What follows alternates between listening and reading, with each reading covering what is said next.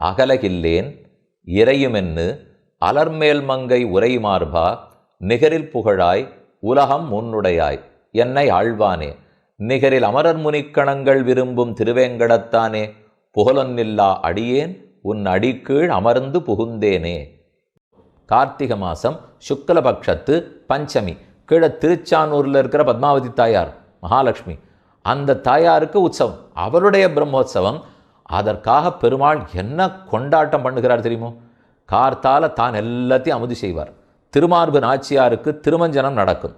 அதற்கப்புறம் தாயார சாத்திக்கு கொடுக்க வேண்டிய பகுமான புடவை அதை தானே அணிஞ்சிப்பார்.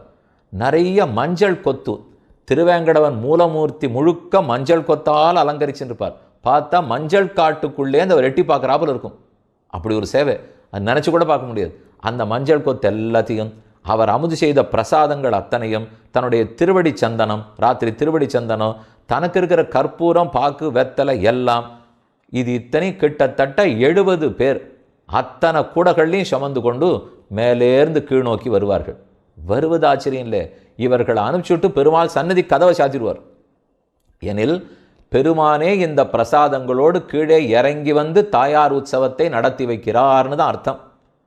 அவர் நேரம் வராதனாலே இது இத்தனை அனுப்பிச்சுட்டு நானே கீழே இறங்கிவிட்டேன், அதனால் இப்போது சன்னதி இல்லை என்ன கொஞ்சம் நேரத்துக்கு சன்னதி கதவை அடைச்சிடுவார்கள். மஞ்சள் கூட்டு பிரசாதம் எல்லாத்தோடையும் கீழே வந்து தாயாருக்கு பகுமானங்கள்லாம் கொடுக்கப்பட்டு அன்றைக்கி தான் பஞ்சமி தீர்த்த உற்சவம் நடக்கும்.